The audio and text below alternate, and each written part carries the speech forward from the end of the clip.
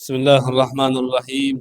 Assalamualaikum warahmatullahi taala wabarakatuh.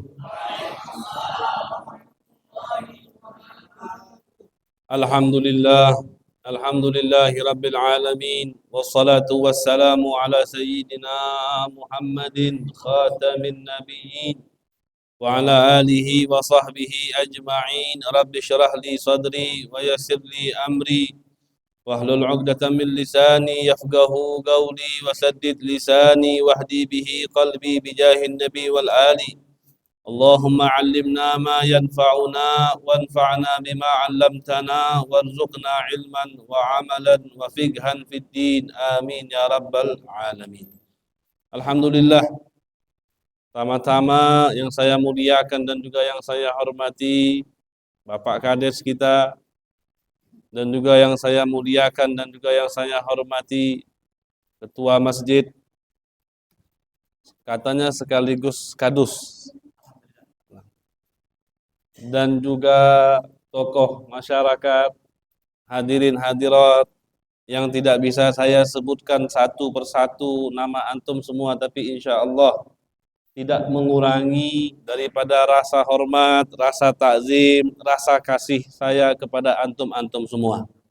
Ma'asyiral hadirin yang dimuliakan dan dirahmati oleh Allah Subhanahu wa taala, pertama-tama saya ucapkan ribuan terima kasih khususnya kepada masyarakat yang ada di air layang ini yang sudah menyambut, memberikan tempat, memberikan waktu, mempersilahkan kepada saya khususnya untuk bertatap muka dengan antum-antum semua, guna tiada lain, tiada bukan, hanya untuk meneruskan daripada wasiat, menyampaikan daripada amanat yang dititipkan oleh baginda Nabi besar Muhammad sallallahu alaihi wasallam kepada umatnya. Karena al-muallim wal muta'allim itu hukumnya sama, sama-sama wajib. Ya, yang mengajarkan itu dia harus menyalurkan ilmunya, yang tidak tahu dia harus belajar. Makanya guru dan murid itu bersinergi satu. Ya, nggak mungkin ada guru kalau tidak ada murid. Ya, walaupun sebenarnya ada juga murid yang tidak tampak ada. Ya, kalau jin mau dengar, mau duduk, mampir kita majlis mungkin bisa. Ya, tapi siapa yang bisa lihat? Ya, mungkin yang bisa lihat baru bisa tahu. Ya, dulu ada saya punya guru. Ya, kita dulu kan belajar ada di Sukabumi, nama pondoknya Darul Habib.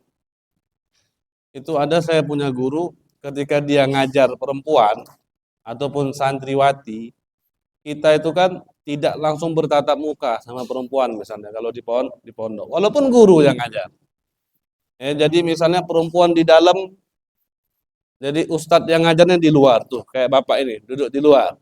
Nah, di dalam kamar ini santriwatinya. Ya. Ada orang dari luar lihat lihat ustadz yang ngoceh sendirian, ngomong sendirian. Dia nggak tahu padahal di dalam ada yang dengar.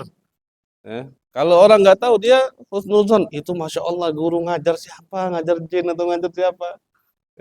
Padahal di dalam ada yang ada yang dengar. Masyaallah hadirin yang dimuliakan dan dirahmati oleh Allah Subhanahu wa taala, alhamdulillah.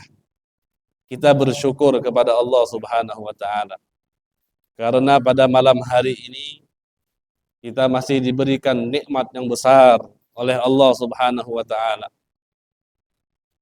Kita diberikan nikmat iman, kita diberikan nikmat sehat, sehingga alhamdulillah kita masih bisa bersama-sama berkumpul di tempat yang tentunya tempat ini paling disukai oleh Allah Subhanahu wa taala. Ada seorang sahabat bertanya kepada Nabi, "Wahai Nabi, tempat apa yang paling disukai oleh Allah?" Maka Nabi katakan masjid. Tempat yang paling disukai oleh Allah itu adalah masjid, masjidnya Allah Subhanahu wa taala. Karena di masjid itu adalah tempat yang paling dekat seorang hamba kepada Allah Subhanahu wa taala. Tempat yang paling rendah seorang hamba untuk menghinakan dirinya di hadapan Allah Subhanahu wa taala. Tempat yang mana kita tundukkan kepala yang mulia ini, kita sujudkan dahi kita ke lantai, yang mana kepala itu adalah posisi manusia yang paling mulia. Tapi kita tundukkan, kita hinakan, ya, kita sujud kepada Allah Subhanahu wa taala. Maka ini adalah tempat yang paling dekat seorang hamba. Ketika kita ingin dekat dengan Allah, datanglah ke masjid. Sholat, tadabbur Quran, membaca daripada Al-Quran, berzikir, juga belajar daripada ilmu agama. Jadi masjid itu bukan hanya sebagai tempat sholat, tempat ngaji, tempat orang berzikir, tidak. Tapi masjid juga tempat orang belajar ilmu. Ya, kiranya Nabi besar Muhammad ketika ngajar sahabat di mana? Nabi itu ngajar sahabat semuanya di masjid. Ya. Jadi fungsi masjid itu banyak. Dan salah satu kita memakmurkan masjid adalah dengan kita memberikan tempat, waktu untuk orang belajar ilmu agama di dalam masjidnya Allah Subhanahu wa taala. Innama ya'muru masajidallahi man amana billahi wal yaumil akhir. Allah katakan yang memakmurkan daripada masjid Allah, innama itu didahulukan. Kalau di dalam ilmu nahwu itu namanya adatul hasr. Ya, di dalam ilmu nahwu itu namanya adatul hasr. Sesungguhnya orang yang memakmurkan masjid, maka orang itu tiada lain adalah man amana billah. Yang memakmurkan masjid itu adalah orang-orang yang memang mereka beriman kepada Allah Subhanahu wa taala. Ya, jadi kalau kita pengen masuk dalam kategori orang yang beriman kepada Allah, salah satu jalannya adalah dengan kita memakmurkan daripada masjid-masjidnya Allah Subhanahu wa taala. Dan salah satu jalan memakmurkan masjid adalah kita buka di sini pengajian, ya, kita undang masyarakat untuk mempelajari daripada ilmu. Karena nggak mungkin kita pengen makmurkan masjid tanpa kita mengundang masyarakat dan kita kasih daripada mereka ilmu-ilmu agama. Nggak mungkin kita pengen ngundang saja, ayo ke masjid semua, ayo makmurkan masjid, tapi tanpa kita bilang orang makmurkan masjid fadilahnya seperti apa, orang duduk di masjid, iktikaf di masjid fadilahnya seperti apa, orang ngaji Quran di masjid fadilahnya seperti apa, orang yang sholat di masjid fadilahnya seperti apa. Ya, harus kita ajarkan dulu, baru mereka tahu fadilahnya begitu besar, pahalanya begitu besar, ganjarannya juga begitu besar. Maka sangat penting sekali bagi kita untuk mempelajari ilmu-ilmu baginda Nabi besar Muhammad Sallallahu Alaihi Wasallam, khususnya di dalam masjid-masjid yang ada di kampung kita. Ya. Dan juga di dalam hadis lain Nabi Muhammad sallallahu alaihi wasallam pernah bersabda, "Majtama'a qaumun fi baitin min buyutillah yasluna kitaballahi wa yatadarasunahu fima bainahum illa nazalat alaihimus sakinah wa ghashiyatuhumur rahmah wa haffathumul malaikah wa dzakarahumullahu fi man indah." Kata Nabi, tidaklah suatu kaum yang mana mereka berkumpul dan berkumpulnya itu di rumahnya Allah Subhanahu wa taala. Apa yang mereka lakukan? Yang mereka lakukan yasluna kitab Allah. Mereka membaca daripada ayat Al-Qur'an. Wa yatadarasunahu fima bainahum. Bukan hanya membaca, tapi mereka mempelajari dari apa yang tersirat yang ada di dalam Al-Quran. Kata Nabi, orang yang duduk di masjid Allah, orang yang baca Quran di masjid Allah, orang yang mempelajari Al-Quran di masjid Allah, kata Nabi, nazalat alaihimus sakinah, akan diturunkan oleh Allah di dalam hati mereka sakinah, tenang, adem hatinya.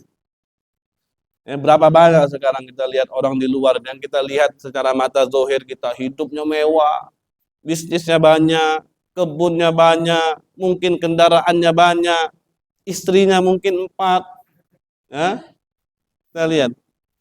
Tapi ya, dengan kemewahan yang begitu besarnya, mungkin mereka tidak dapatkan ketenangan seperti orang yang lagi duduk di sini. Ya.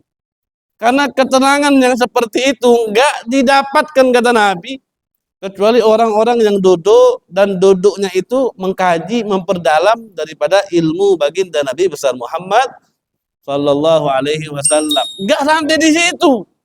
Enggak sampai dikasih tenangnya hati, tidak. Tapi kata Nabi, di samping itu ghasyiyatuhumur rahmah, Allah hujani mereka dengan rahmatnya Allah. Allah hujani mereka dengan kasih sayangnya Allah. Kita hadir di sini saja itu sudah nikmat yang begitu besar. Coba kita bayangkan, pikirkan coba. Berapa banyak saudara kita, tetangga kita, kerabat kita, teman kita, atau orang yang dari kita mulai sekarang sampai akhir yang lewat setiap detiknya, ya, melewati daripada masjid kita, berapa banyak mereka tidak Allah izinkan, mungkin tidak Allah kasih nikmat untuk hadir bersama kita, duduk bersama kita. Terkadang bukan mereka yang gak mau, tapi terkadang memang Allah Subhanahu wa Ta'ala yang gak mau menghendaki kebaikan kepada orang-orang tersebut. Makanya kita bersyukur hadirnya kita, sudah duduknya kita di sini, paham atau tidak paham, dengar atau tidak dengar, itu adalah suatu kenikmatan yang begitu besar daripada Allah Subhanahu wa Ta'ala. Jadi, hal-hal yang seperti ini harus kita syukuri. Cara mensyukuri itu adalah salah satunya kita lestarikan, kita istiqomahkan, kita teruskan, dan kita ajak juga orang-orang kerabat kita untuk menghadiri daripada majlis-majlis seperti ini. Tadi apa kata Nabi? Kata Nabi, orang yang duduk di rumah Allah, baca Quran, mempelajari daripada ilmu Al-Quran, maka kata Nabi, Allah turunkan kenyamanan dalam hatinya, Allah turunkan daripada kasih sayangnya Allah, dan kata Nabi, haffathumul malaikah, malaikat membentangkan kedua sayapnya untuk orang-orang yang duduk di rumah Allah Subhanahu wa Ta'ala. Ya mungkinlah kalau mata kita sekarang yang masih banyak maksiatnya, mungkin kita ngelihat ini ya cuman ini apa namanya ini atap, ya, plafon biasa saja. Tapi mungkin kalau misalnya ada orang yang Allah bukakan hatinya, Allah bukakan pintu hatinya yang sekiranya dia bisa melihat hal-hal yang gaib, mungkin dia ngelihat di depan kita ini sayap-sayap malaikat semua yang lagi menaungi orang-orang yang lagi belajar ilmu baginda Nabi besar Muhammad sallallahu alaihi wasallam. Gak sampai di situ. Tadi Nabi sampaikan apa? Allah kasih adem hatinya. Allah banjiri dengan rahmat Allah. Malaikat bentangkan kedua sayapnya. Dan di akhir Nabi katakan wa dzakarahumullahu fi man inda, Allah sebutkan kita, Allah banggakan kita di sekitar orang-orang yang ada di samping Allah. Malaikat-malaikatnya Allah. Allah banggakan kita. Coba lihat tuh hambaku tuh. Di dunia sana lihat hambaku, dia mengingat aku, dia mengenang aku, dia berzikir kepada aku, dia tadahkan tangannya kepada aku, dia tangiskan matanya karena aku, dia takut karena aku, dia taat karena aku, dia berbuat baik karena aku. Allah banggakan kita nanti bersama orang-orang langit yang ada di sekeliling Allah. Allah banggakan kita. Lihat, itu hambaku di sekian banyaknya hamba yang lalai, di sekian banyaknya hamba yang lupa, di sekian banyaknya hamba yang mungkin sudah tidak buka Al-Quran bertahun-tahun, di sekian banyak hamba yang mungkin tidak mau menyisihkan hartanya di jalanku, di sekian banyaknya hamba yang lupa sholat 5 waktu. Tapi lihat tuh kata Allah, ada segelintir masyarakat di air layang, mereka bukan hanya sholat saja, tapi mereka masih mau duduk di masjid aku, kata Allah. masih mau iktikaf di rumah aku kata Allah, masih mau mengkaji di rumah aku kata Allah, masih mau memperdalam mengenal aku di rumahku kata Allah Subhanahu wa taala. Allah bangga-banggakan kita nanti di hadapan hamba-hamba Allah yang lain. Oleh karena itu ini adalah suatu kenikmatan yang begitu besar, yang layak patut kita syukuri, ya. Dan ini adalah suatu kewajiban. Belajar itu bukan hanya mentang-mentang sudah ada ustadz, mentang-mentang misalnya sudah ada ketua masjidnya, ya sudah masyarakat air aja nggak perlu belajar. Tidak.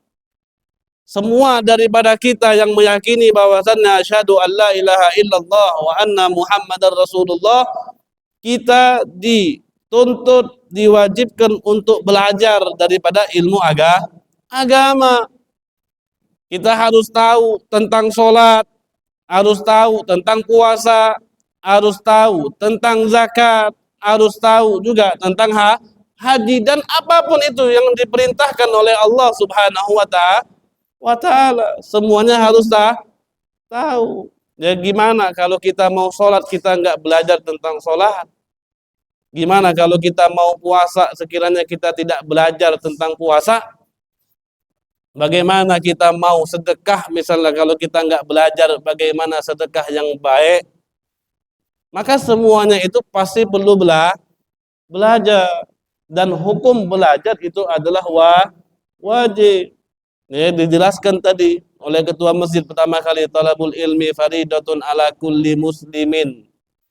Dalam riwayat lain ada tambahan ala kulli muslimin wa muslimatin. Menuntut ilmu itu adalah suatu kewajiban bagi siapa? Bagi seorang muslim dan muslimah. Suatu kewajiban bagi kita untuk mempelajari daripada ilmu. Ya. Man arada dunya fa alaihi bil ilm wa man arada al akhirata fa alaihi bil ilm wa man aradahuma fa alaihi bil ilm. Orang pengen dunia harus ada ilmunya. Orang pengen akhirat juga harus ada ilmu. Orang pengen dunia, pengen akhirat juga perlu ilmu. Ya, makanya kita dituntut ya untuk belajar. Rencana tadi saya sudah langsung mau buka Ustaz. Ya, tapi katanya muqaddimah dulu. Ya. Katanya ada permintaan kitab fikih. Fikih insyaallah. Iya, sudah saya mau buka awalnya. Tapi enggak apa-apa, mungkin ini muqaddimah, mungkin ramah tamah pertemuan dulu kita. Ya, sedikit dulu. Nanti insyaallah di bulan depan akan kita kaji. Kalau bisa bawa buku, bawa pulpen. Dan kalau bisa disediakan papan tulis lebih baik. Ya. Kalau ada papan tulis yang diri, kita belajarnya langsung pakai papan tulis. Jadi yang hadir lebih cepat pahamnya. Ya, jadi kita tinggal bikin ininya saja. Oh ini seperti ini, seperti ini seperti ini. Ya. Jadi lebih mudah nanti insya Allah antum semua mempelajari daripada nanti ilmu yang akan kita sampaikan. Ya, intinya ya, majlis-majlis yang seperti ini, duduknya kita di tempat yang seperti ini, itu adalah suatu kemuliaan yang begitu besar. Ya, keistimewaan yang begitu besar. Hadiah daripada Allah Subhanahu wa taala. Ya, dan memang kita belajar itu gunanya kita ini biar tahu kadratnya kita diciptakan oleh Allah itu untuk apa. Karena Allah Subhanahu wa taala katakan wa ma khalaqtul jinna wal insa illa liya'budun. Allah katakan tidaklah aku ciptakan jin dan manusia kecuali untuk menyembah aku kata Allah. Ibn Abbas di dalam riwayatnya beliau mentafsirkan makna daripada liya'budun adalah liya'rifun. Allah tidaklah ciptakan jin dan manusia kecuali mereka untuk mengenal Allah Subhanahu wa taala. Bagaimana kita mengenal Allah kalau kita tidak mempelajari ilmu yang diwariskan oleh baginda Nabi besar Muhammad sallallahu alaihi wasallam? Bagaimana kita bisa mengenal Allah Kalau kita sendiri tidak tahu, kita ini diciptakan Allah untuk apa? Man lam ya'rif nafsah lam ya'rif rabbah. Orang yang nggak tahu tentang dirinya, dia nggak bakal mengenal Allah. Jadi kita ini harus tahu dulu, kita ini sebagai hamba diciptakan Allah untuk apa? Untuk menyembah Allah, untuk mengenal Allah, untuk mengetahui Allah Subhanahu wa ta'ala. Kalau kita sudah tahu jati diri kita, fungsinya kita diciptakan untuk apa, maka insya Allah dengan dari situ kita bisa mengenal Allah Subhanahu wa ta'ala. Semakin kita kenal dengan diri kita sendiri, maka kita akan semakin dekat dengan Allah Subhanahu wa ta'ala. Semakin kenal dengan Allah Subhanahu wa ta'ala. Tempat-tempat yang seperti ini, pengajian-pengajian yang seperti ini, disinilah jalannya kita bisa mengenal Allah Subhanahu wa ta'ala. Ya. Dan kalau orang-orang dulu, ya, belajarnya itu bukan main, mujahadahnya itu bukan main. Ada namanya Al-Imam Asim. Imam Asim itu muridnya Imam Malik bin Anas. Ya, Imam Asim itu tinggalnya jauh dari kota Madinah. Dia punya orang tuanya pengen anaknya pinter, pengen anaknya jadi orang alim. Ya. Dikasih modalnya nggak tanggung-tanggung. Kalau kita mungkin seberat-beratnya kita nyekolahkan anak, paling kita jual kebun, ya. Paling ada mobil yang agak lama kita jual, mobilnya satu, ya. Kalau dia ini bukan hanya jual kebun, bukan hanya jual kendaraan, bapaknya ini pengen anaknya pinter, rumahnya dijual. Rumahnya dijual. Habis rumahnya dijual, duit yang laku buat yang apa habis dijual rumahnya itu duitnya dikasihkan anaknya semua. Dilepaskan dia punya anak, dibelikan kendaraan, dikasih bekal, dititipkan uang, sudah. Suruh pergi ke kota Madinah, suruh belajar sama Imam Malik bin Anas. Masih kecil anaknya. Imam Malik bin Anas itu dia punya majelis berwibawa. Orang itu di tengah-tengah bertanya nggak boleh. Kalau majelisnya belum selesai, ada orang tunjuk tangan mau bertanya nggak boleh. Nah, Imam Asim ini masih kecil, masih nggak tahu apa-apa. Orang yang baru datang dari negeri yang jauh ke kota Madinah. Sampailah dia ke kota Madinah, duduklah dia di pengajiannya Imam Malik bin Anas. Duduk di pertengahan majelis, dia acungkan tangan, dia pengen bertanya. Marah Imam Malik. Dia minta jangan bertanya dulu. Habis itu selesai majelis, masih dia bertanya. Marah sama Imam Malik. Sama Imam Malik hanya dipanggil dia. Masih kecil. Disuruh duduk, dipanggil, dipukul sama Imam Malik. Dipukul sebanyak 17 kali pukulan. Nangis.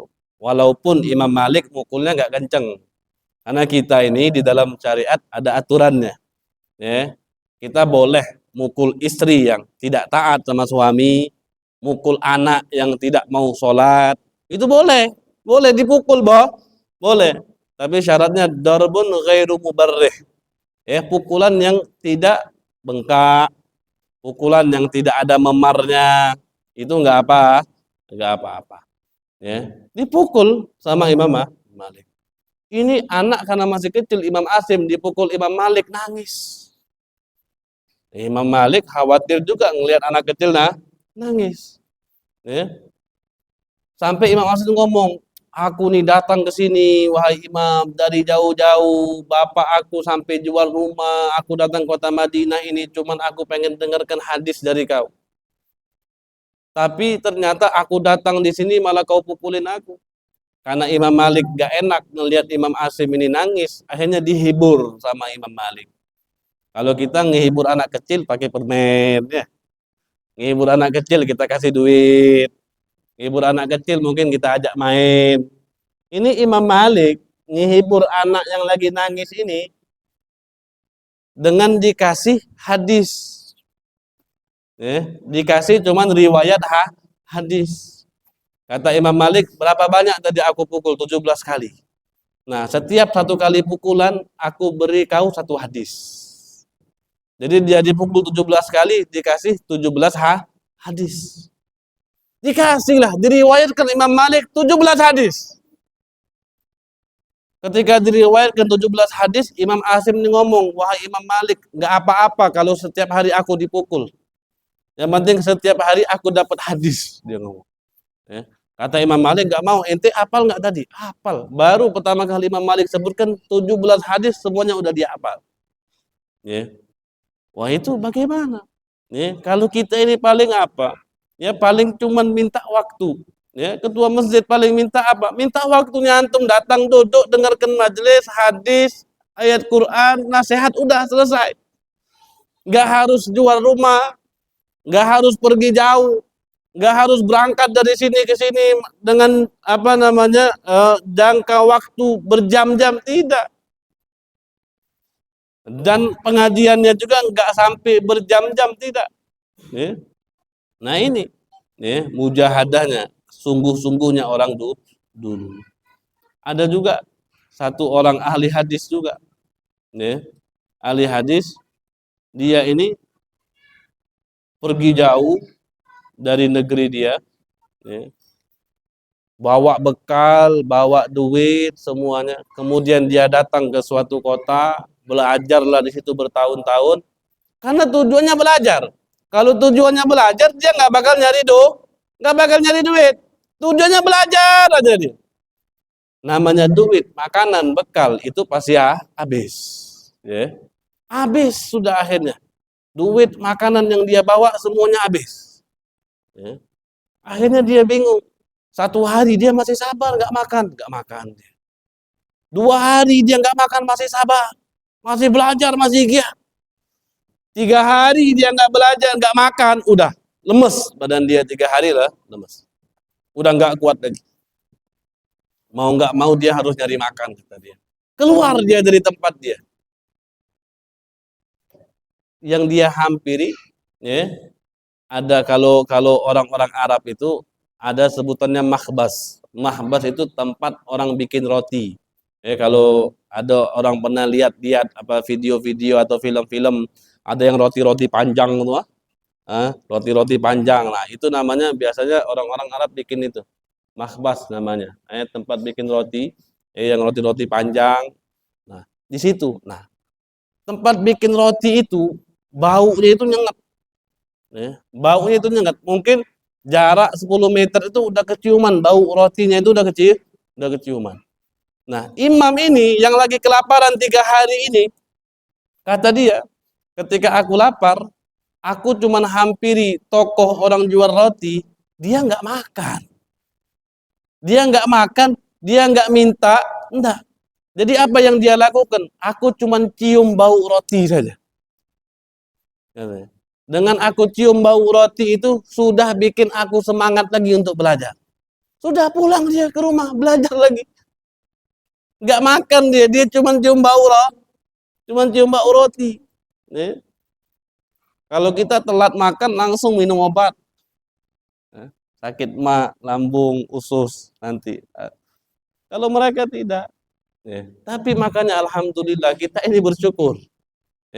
Zaman sekarang ini kita ini cuman dapatnya sudah tinggal enaknya saja. Kita nggak perlu repot-repot, nggak perlu pergi jauh-jauh. Kita punya guru, punya ustadz yang mau ngajar, itu datang ke tempat kita.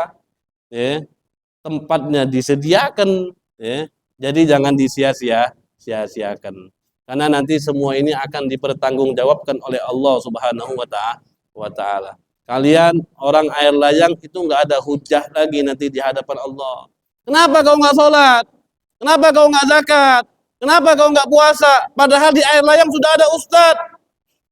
Di air layang sudah ada yang buka pengajian. Di air layang ada masjid. Di air layang diajarkan ilmu agama. Nggak ada lagi alasan. Mau alasan apa? Ya Allah, dulu di desa kami nggak ada ustadz, ya nggak ada. Sudah ada. Bahkan di sini sebelum ini mungkin sudah banyak pengajian. Oleh karena itu jangan disia-siakan. Jangan disia-siakan. Begitupun juga perempuan. Perempuan juga dikenakan hak kewajiban untuk belajar. Bahkan perempuan itu kita sangat pentingkan. Perempuan yang di dalam rumah dia harus mengerti ilmu agama. Karena kita punya anak yang kecil-kecil, itu perlu didikan.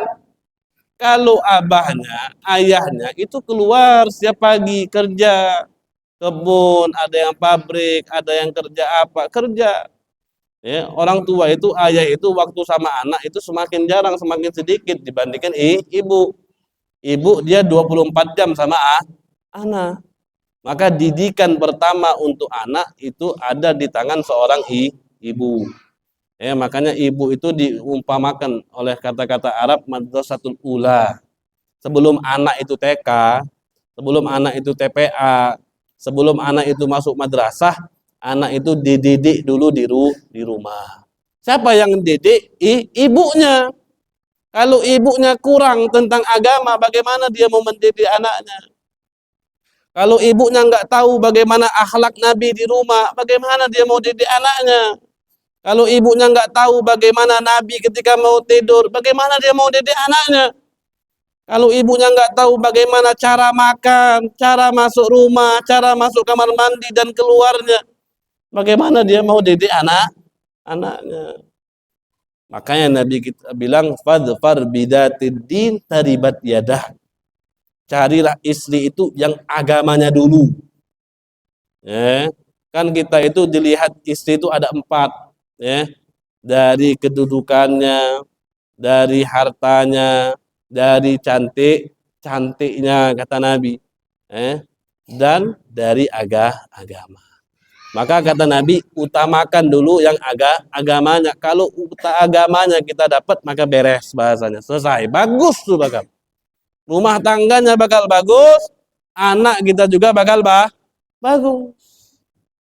Karena coba pikir, berapa banyak kita sama anak sekarang ini. Siapa yang lebih sering sama anak kita atau istri kita? Istri. Istri itu paling sering sama anak, dan anak itu lebih nurut dan lebih enak dididik di masa kecil sama istri. Ketika makan, dibilang makannya tangan kanan. Ketika dia mau masuk kamar mandi, masuk kamar mandi ke tangan kaki apa? Kaki kiri, keluar kaki kanan. Sambil dikit-dikit doa mau tidur, angkat tangannya, baca pendek-pendek dulu saja. Bismika Allahumma ahya wa bismika amut. Selesai. Nah itu yang bisa didik istri, yang bisa ngajarkan istri. Karena memang tugasnya kita sebagai suami itu tugasnya memang cari nafkah. Jadi tugasnya suami itu tanggung jawab. Nah, jadi suami itu nggak dituntut untuk setia. Suami itu enggak dituntut untuk setia. Suami itu dituntut untuk tanggung jawab. Jadi kalau ada suaminya yang setia, ganti baju aja sama istrinya. Istrinya suruh tanggung jawab, cari karet tuh, ngebun, pabrik di luar, suaminya di rumah, ya bagaimana? Karena gitu. Tugas suami tanggung jawab. Tugas istri setia di rumah menanti suami datang. Jadi suami-suami yang setia itu harus ini. Tapi bukannya maksud suami nggak setia terus kita mau kawin, kita mau cari, enggak. Walaupun itu nggak dilarang, tapi tetap sesuai dengan kemampuan dan juga kebutuhan. Oleh karena itu, ma'asyiral hadirin yang dimuliakan dan dihormati oleh Allah Subhanahu wa taala, sedikit mungkin kita baca, kita baca pesan kesan dari orang-orang terdahulu tentang ilmu, sedikit saja, karena mungkin kita perlu, mungkin kalau kita yang ngomong atau apa, mungkin kurang mengena atau kurang ini, tapi kita bawa sedikit nasihat-nasihat memang dari orang-orang yang soleh. Orang-orang yang betul takwa sama Allah. Orang-orang yang betul takut dengan Allah Subhanahu wa taala. Sedikit kita bawa daripada nasihat-nasihat mereka. Qala Mu'adz bin Jabal radhiyallahu anhu, ta'allamul ilma fa inna ta'allumahu khasyah wa talabuhu ibadah wa mudzakaratuhu tasbih wal bahsu anhu jihad wa badluhu qurbah wa ta'limuhu man la ya'lamuhu sadaqah. Ada sahabat Nabi yang bernama Mu'adz bin Jabal, beliau katakan kepada kita, ta'allamul ilm. Beliau katakan kalian itu belajar ilmu. Fa inna ta'allumahu khasyah. Karena belajar ilmu itu adalah takutnya kita kepada Allah Subhanahu wa taala. Dengan ilmu kita baru bisa merasa takut kepada Allah Subhanahu wa taala. Innama yakhsyallah min ibadihil ulama. Siapa orang yang takut sama Allah? Orang yang takut sama Allah adalah orang-orang yang mempunyai daripada ilmunya Allah Subhanahu wa taala. Ulamanya Allah. Ulama itu apa? Ulama itu orang yang berilmu. Ya. Kalau sekiranya nggak ada ilmu, orang itu nggak mungkin merasakan takut kepada Allah Subhanahu wa taala. Dan rasa takut itu wajib kita miliki, harus kita miliki. Apalagi rasa takut kita kepada Allah Subhanahu wa taala. Maka belajar ilmu, kata sahabat Mu'adz bin Jabal, khasyah wa talabuhu ibadah. Orang mencari ilmu itu adalah ibadah. Setiap jengkal kaki kita datang ke masjid, kita korbankan waktu kita, itu semuanya adalah ibadah. Enggak sia-sia, dibayar, dicatat, diganti oleh Allah Subhanahu wa taala. Wa mudzakaratuhu tasbih, dan orang yang mengulangi ilmu itu ibaratnya orang lagi bertasbih kepada Allah, berzikir kepada Allah Subhanahu wa taala. Wal bahthu anhu jihad. Orang yang mencari ilmu ibaratnya orang yang lagi berjihad di jalan Allah. Wa badluhu qurbah, dan orang yang berkorban di jalan ilmu itu adalah pendekatan diri dia kepada Allah Subhanahu wa taala. Wa ta'limuhu man la ya'lamuhu sadaqah, dan mengajari ilmu bagi orang yang tidak tahu ilmu itu dianggap sedekah. Makanya di dalam hadis Nabi pernah katakan, kata Nabi, aku ini adalah orang yang paling dermawan, kata Nabi. Kata Nabi, aku ini adalah orang yang paling dermawan. Dan orang yang paling dermawan setelahku, kata Nabi, adalah orang yang mempelajari ilmu dan menyebarkan daripada ilmu tersebut. Jadi orang yang dermawan bukan yang paling banyak nyumbang, bukan yang paling banyak donasi, bukan yang paling besar daripada keluarkan uangnya. Itu juga bagus. Tapi kata Nabi, yang paling dermawan setelahku, kata Nabi, itu adalah orang yang belajar ilmu, kemudian dia ajarkan ilmu tersebut. Dia sebarkan ilmu tersebut.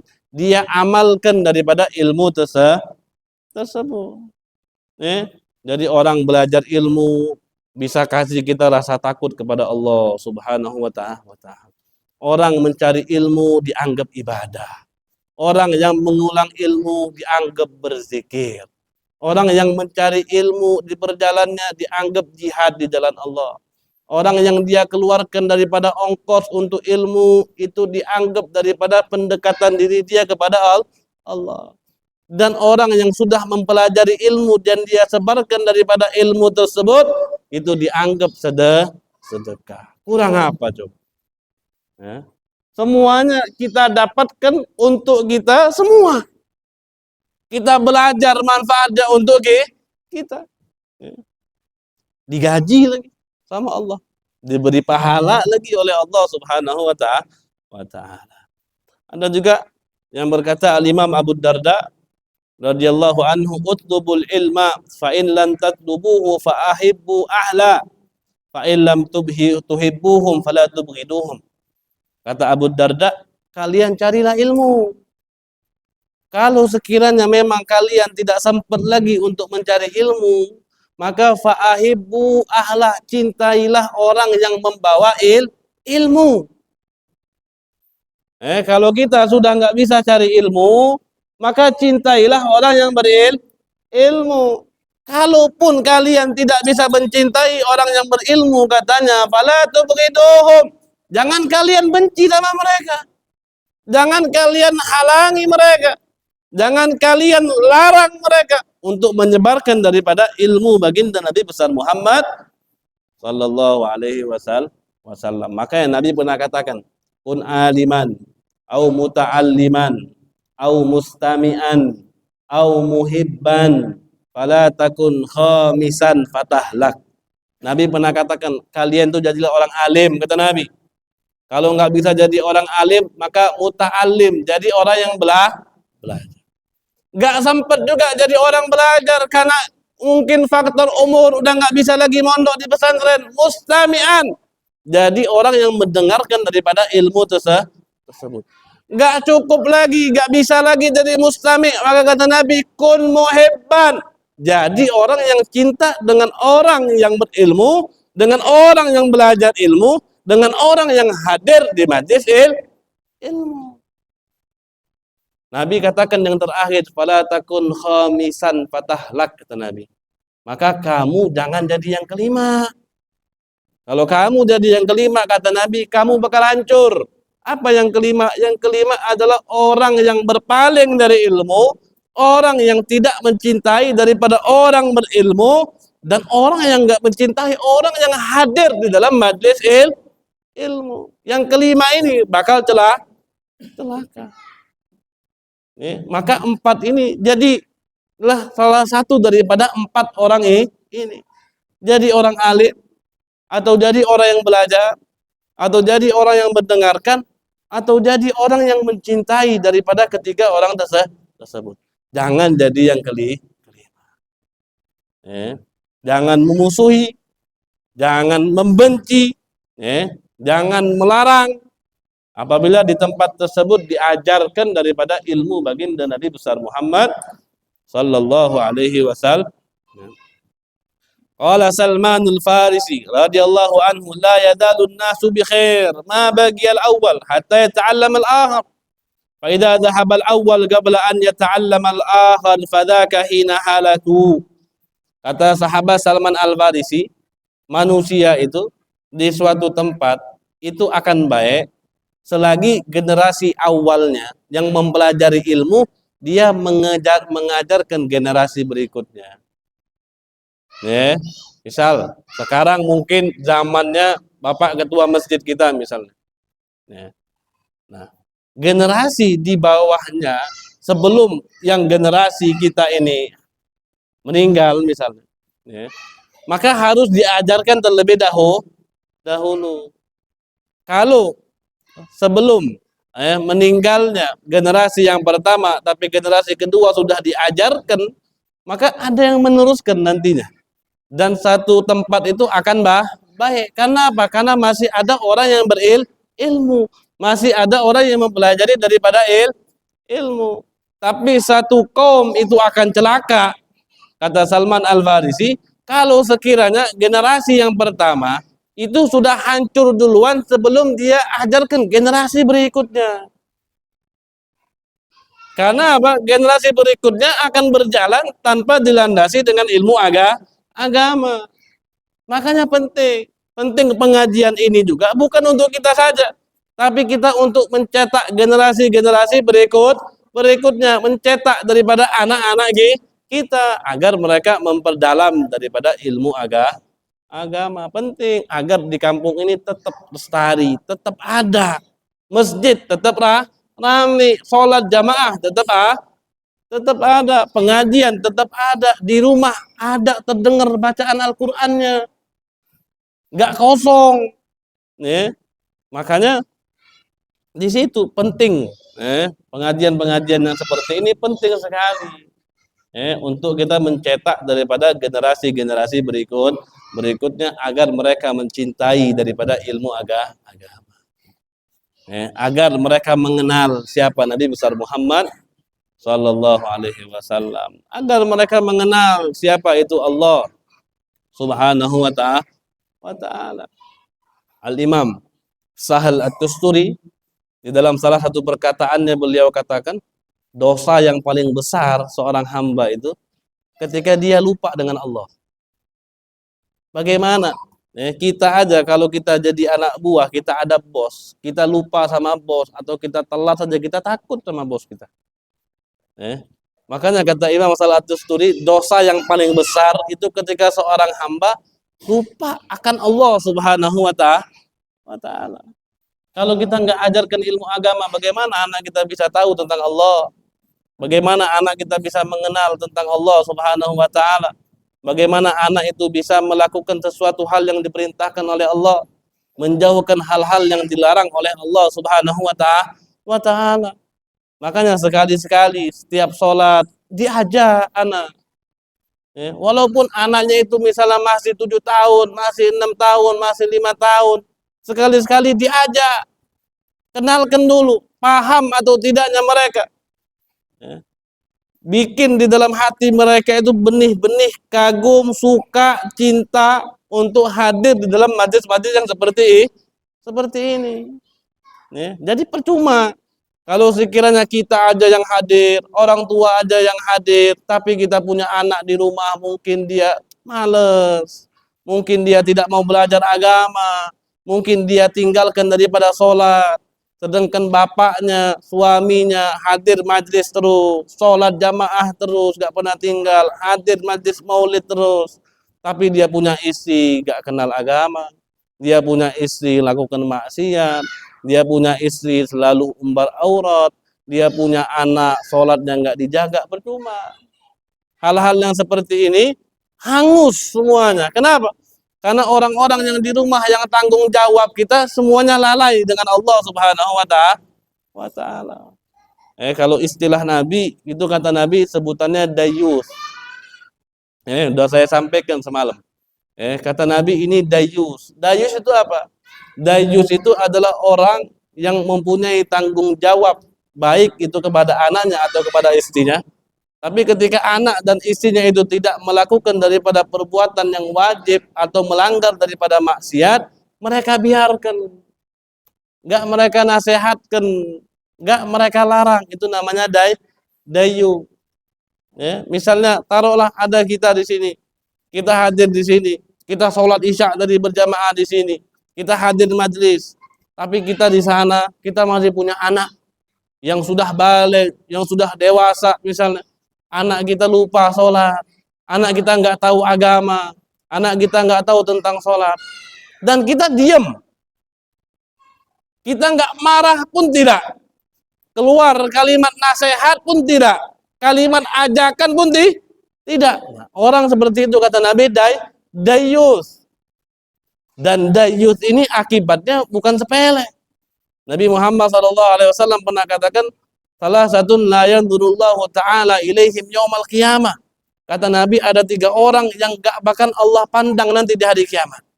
Kita di hari kiamat kalau gak dapat pandangan Allah udah habis gitu. Gak bakal dapat rahmatnya Allah. Gak dapat rahmat Allah, gak usah ngarep surga, kita pasti ke nerakanya Allah Subhanahu wa Ta'ala.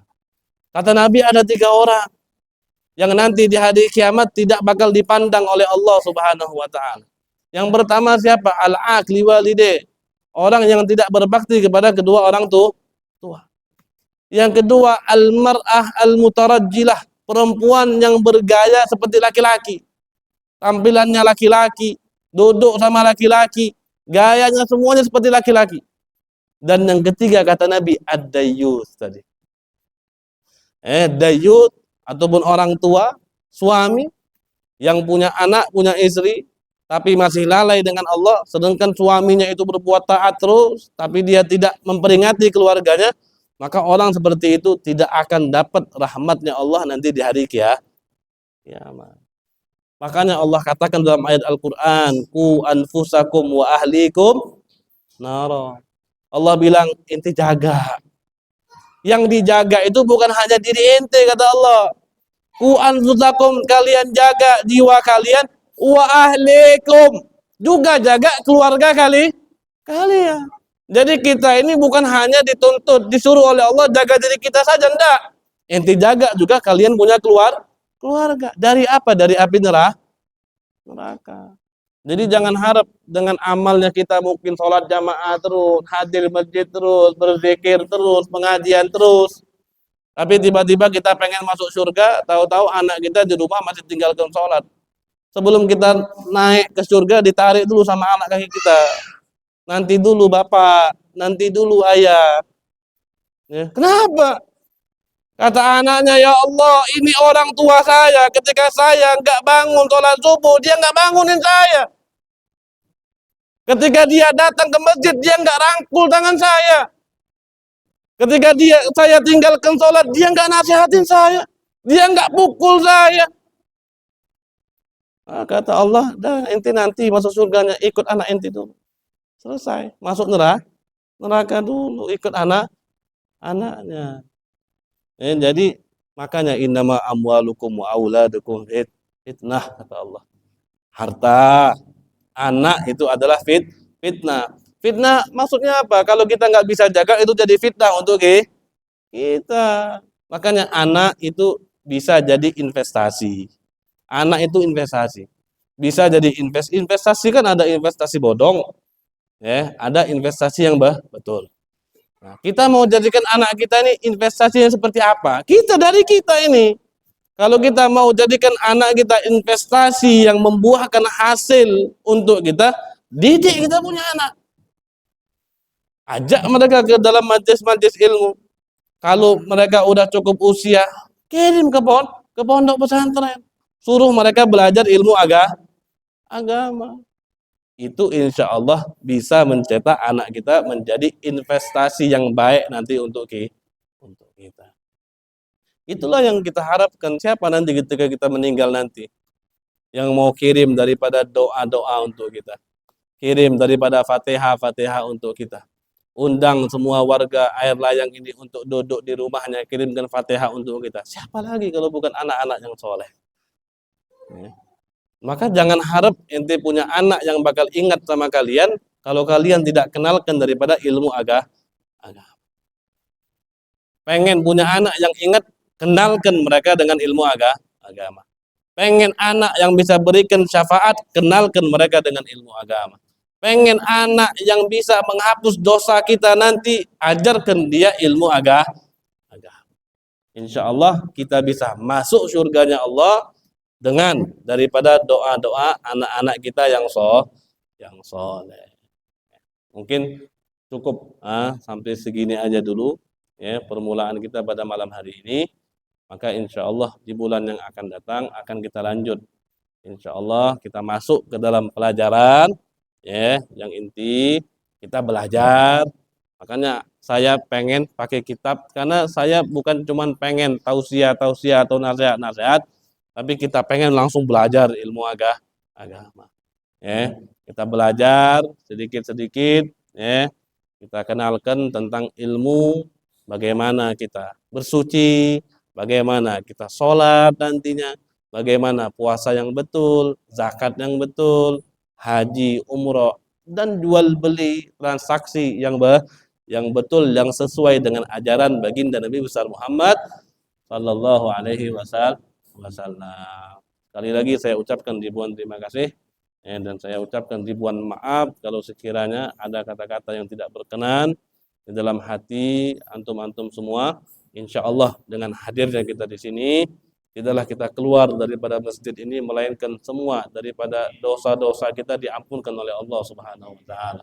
Semua daripada penyakit kita diangkat oleh Allah Subhanahu wa taala. Semua daripada hajat kita dikabulkan oleh Allah Subhanahu wa taala. Semua daripada umur kita dipanjangkan oleh Allah Subhanahu wa taala dalam taat kepada Allah Subhanahu wa taala. Diberikan di dalam hati kita rasa cinta kepada Nabi besar Muhammad. Rasa cinta kepada ilmu baginda Nabi besar Muhammad. Rasa cinta untuk menghadiri daripada majelis ilmu yang di situ disalurkan ilmunya baginda Nabi besar Muhammad sallallahu alaihi wasallam. Allahumma ij'al jam'ana hadha jam'an marhuma wa tafarruqana min ba'dihi tafarruqan ma'suma wa la taj'al fina wa la minna wa la ma'ana syaqiyyan wa la mahruma. Allahumma bihaqqil Fatiha bi sirril Fatiha bi karamatil Fatiha bi haqqi man udhiya alaihi al-Fatiha. Iftah lana babal khair واجعلنا من أهل الخير يا من وفق أهل الخير للخير وأعانهم عليه. وفقنا اللهم للخير وعنا عليه. ربنا آتنا في الدنيا حسنة وفي الآخرة حسنة وقنا عذاب النار وادخلنا الجنة مع الأبرار يا عزيز يا غفار يا رب العالمين. وصلى الله على سيدنا محمد وعلى آله وصحبه وسلم والحمد لله رب العالمين. هكذا مني والعفو منكم والسلام عليكم.